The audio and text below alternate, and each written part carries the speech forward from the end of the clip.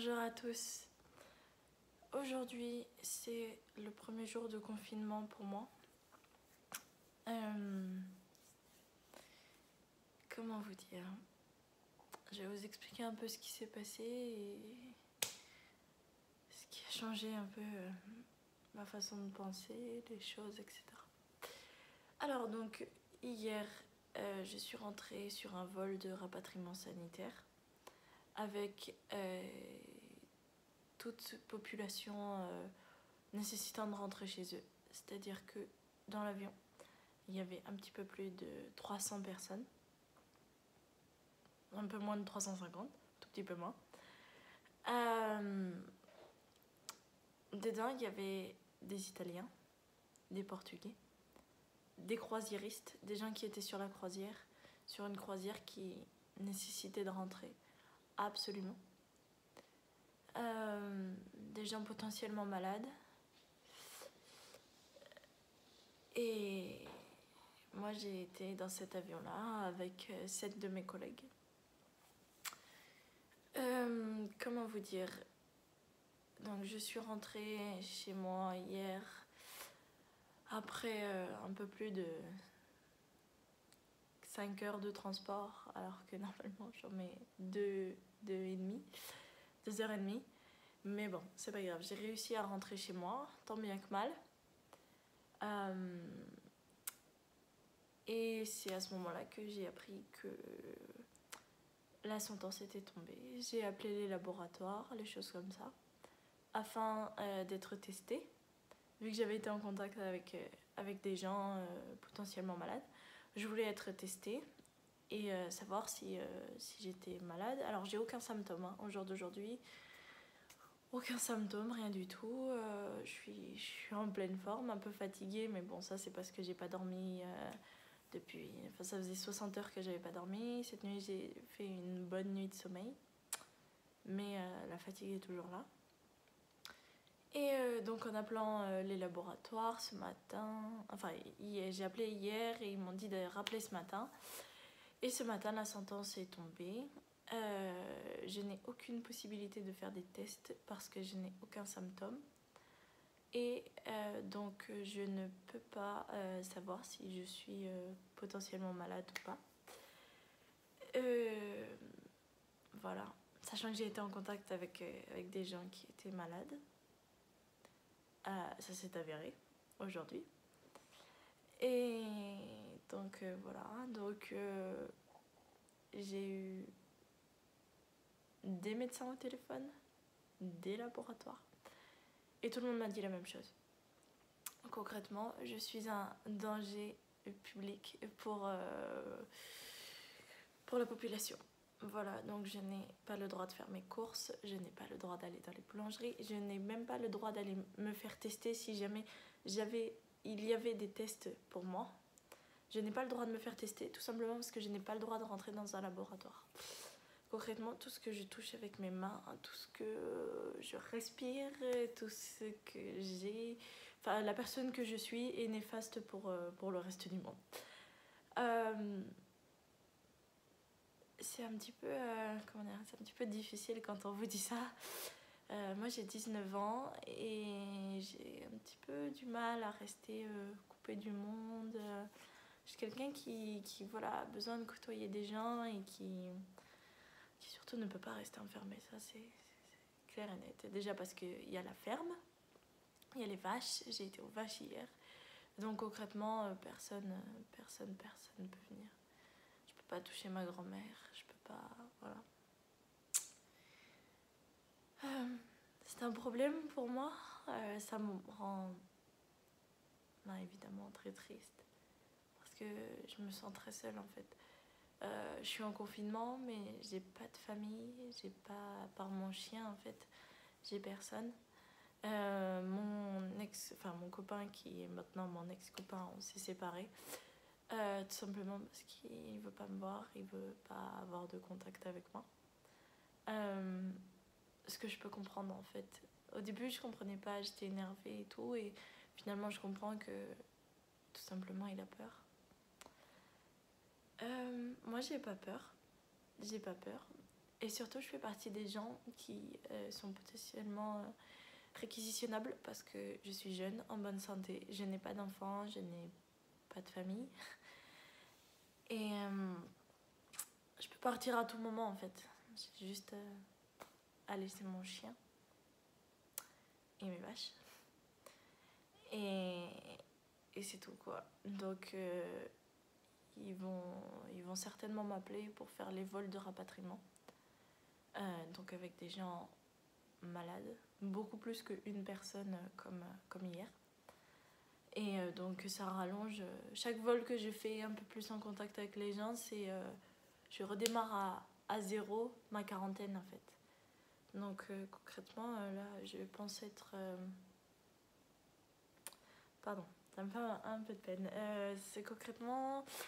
bien si je fais un vol jeudi prochain, ça me repousse même une semaine, ma quarantaine. Donc ça me fait jusqu'au mois de mai à rester enfermée. Enfin, ouais, fin avril, début mai. Et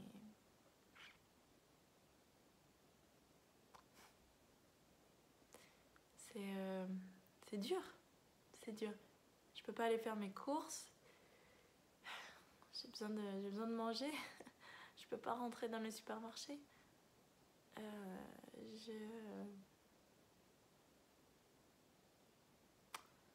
Je sais pas quoi vous dire. Je suis un peu impressionnée, un peu déboussolée par tout ça.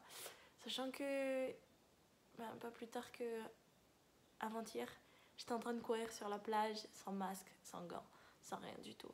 J'étais tout simplement libre de tout mouvement, libre de faire ce que je veux à n'importe quel moment. Je pouvais sortir, il y avait encore le petit déjeuner collectif, hein, c'est-à-dire le buffet, voilà, dans l'hôtel, le buffet et tout.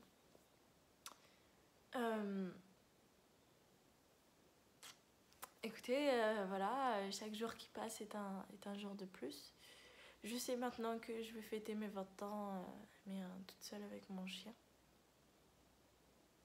Ça me fait de la peine un peu parce que j'avais prévu quelque chose de super festif pour mes 20 ans. J'avais prévu plein de choses et finalement, je vois que tout est en train de s'écrouler parce que je suis hôtesse de l'air, quoi. Et je regrette pas du tout mon métier. Et on m'appelle aujourd'hui pour repartir, pour aller chercher les gens, mais je dis oui sans hésiter parce que c'est important pour moi. Je pense que les gens, ils ont besoin de rentrer chez eux, ils ont besoin de voir leur famille, voilà, ils ont besoin de se rassurer d'être en France et tout. Et moi je dois être là pour eux. Je suis pas médecin, je suis pas personnel médical, je suis rien du tout, mais je pense que j'ai mon importance et j'ai un rôle à jouer dans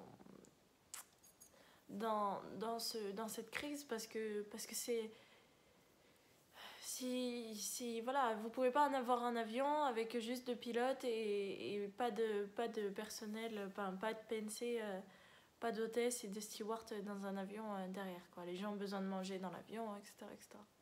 Donc concrètement c'est pas possible. Donc quitte à tomber malade, et ben oui, j'essaierai d'essayer de ramener les gens chez eux. Voilà. Mais derrière, moi, ça m'oblige à être seule. Je suis toute seule. Je suis toute seule.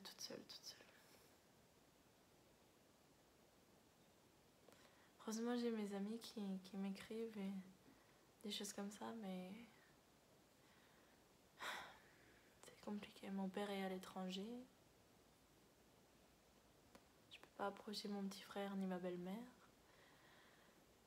Je peux pas approcher ma grand-mère. Ma grand-mère, vous vous rendez compte? Ma grand-mère qui m'a élevée, ma grand-mère qui fait beaucoup de choses pour moi. Je peux pas... voilà. Ce que j'aurais envie, c'est juste d'un câlin de ma grand-mère, en fait. Juste un câlin de ma grand-mère, je pense que ça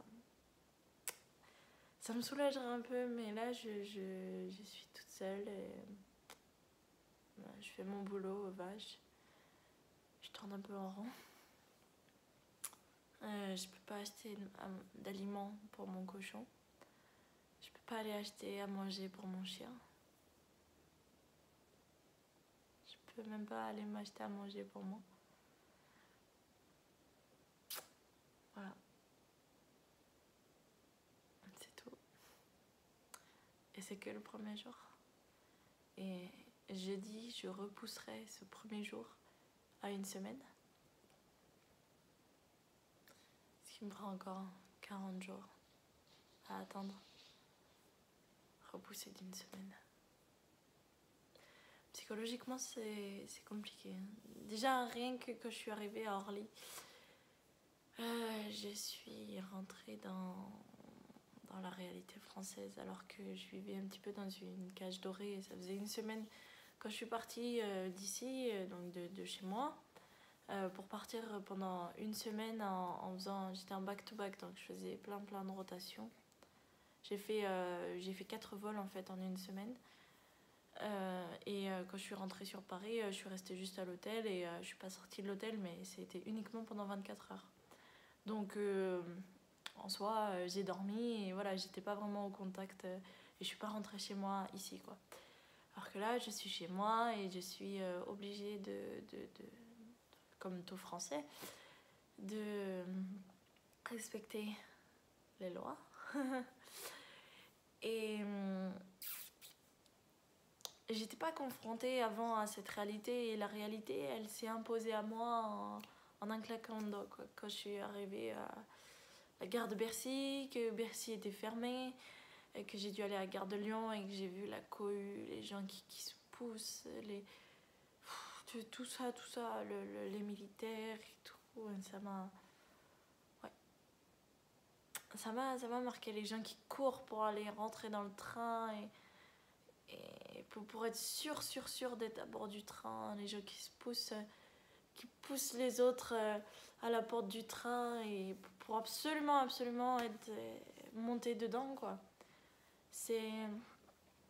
Ah, je dirais pas que c'était un environnement de guerre parce que c'est pas ça la guerre, mais les gens sont apeurés et ils écoutent beaucoup les médias, les choses comme ça.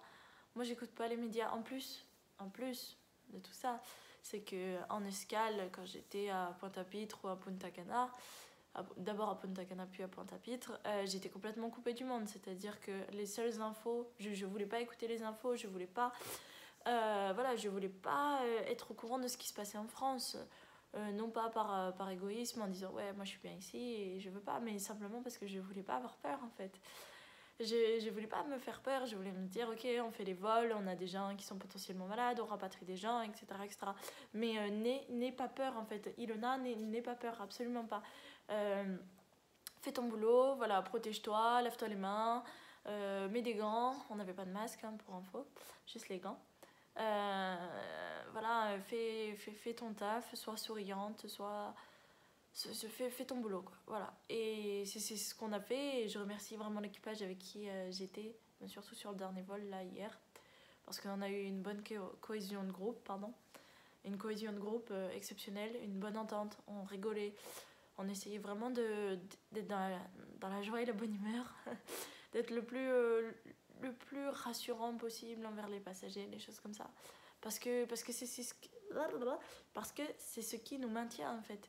C'est parce qu'on avait cette joie de vivre, parce qu'on a rigolé, parce que voilà, on se touchait pas, on faisait pas la bise, etc.